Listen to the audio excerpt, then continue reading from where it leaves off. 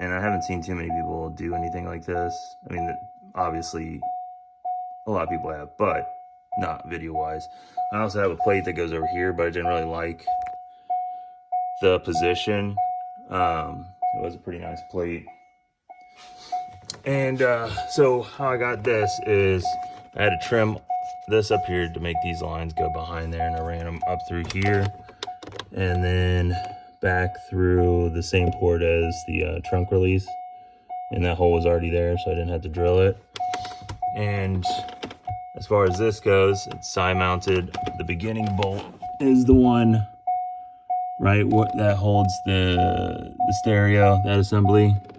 So I just went off of there, made sure it was level with the tunnel, and then I put rib nuts right here to get those in, which I don't know if you guys had much luck with those. You just basically screw it on,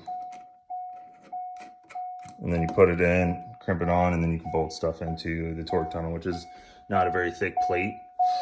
So you can't, if you wanted to thread it, I don't think it would work out very well for you.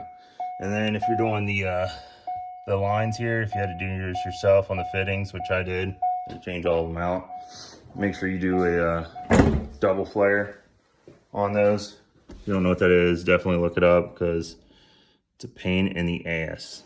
So I had to do that on all these like 3 or 4 different times. And then you gotta tighten them down really fucking tight. It's a definite trial and error kind of thing. And also used where let's see,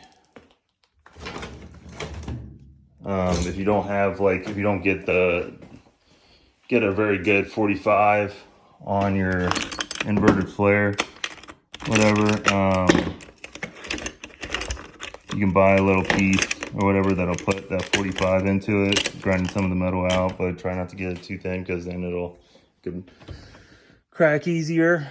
Another thing, let's see. So my line setup, obviously right here, goes under here, and then I have this hooked up. I'm not 100% sure if this is the correct way yet, but I have it going into that very first port there.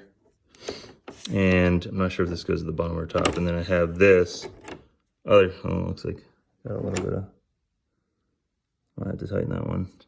But I have this one right here. It's going to this first port. This is a 2002 C5, so that's where it is on that. I think earlier ones it might have been that port. I'm not 100% sure. I think there was a whole assembly. But I believe this is going to the rear brakes, and then I have this to lock in 2 pounds of pressure after I release it, just to make it bite harder the second time. So yeah, that's just like a quick rundown of what I did to get these lines in here. Anything I would have done different, I don't know. Honestly, I would have probably just paid someone to do it.